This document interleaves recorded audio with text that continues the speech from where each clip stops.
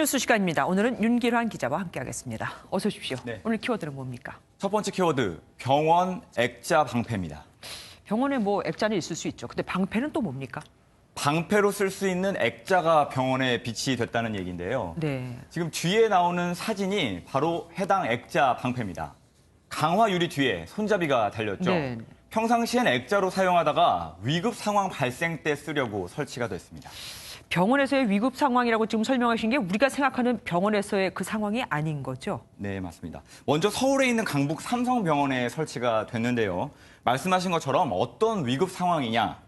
자, 일부 환자나 가족들로부터 의료진을 보호하려고 마련됐습니다. 강북 삼성병원에선 지난해 12월 고 임세원 교수가 30대 환자가 휘두른 흉기에 숨지는 사건이 있었죠. 이후 폭행으로 의료인을 숨지게 하면 무기 또는 5년 이상의 징역에 처하게 하는 이른바 임세원법이 국회를 통과하기도 했습니다.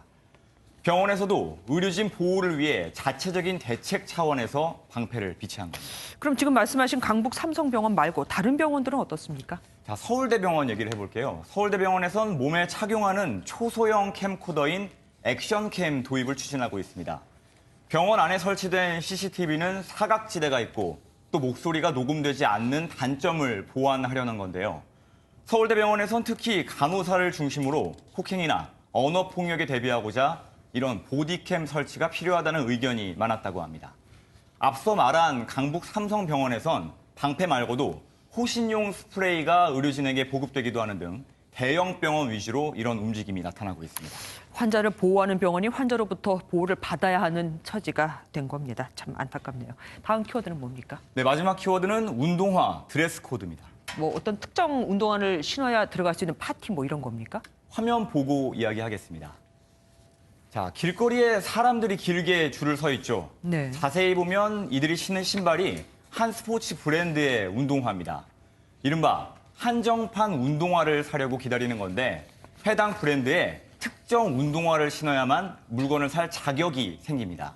상품 구매에 성공한 고객의 말 들어볼까요? 네. 뭐 다 벗고 뛰어댕길 수 있을 만큼 기분 좋습니다. 얼마나 기다리신 거예요? 밤 12시에 와가지고 한 12시간 정도 기다렸어요.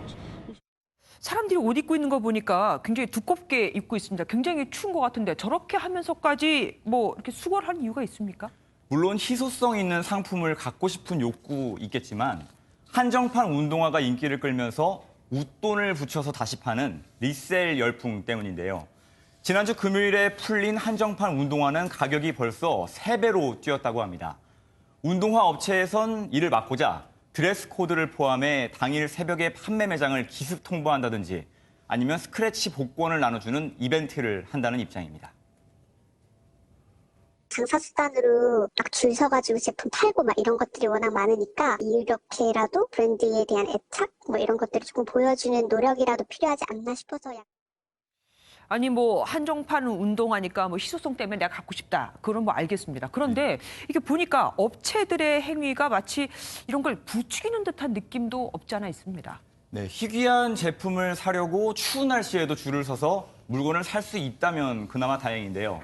그런데 운동화 업체의 이런 마케팅으로 줄을 서도 운이 나쁘면 못 사는 경우가 있고 그리고 제품을 비싸게 되파는 재테크 현상이 더 악화할 수 있다는 게 문제입니다.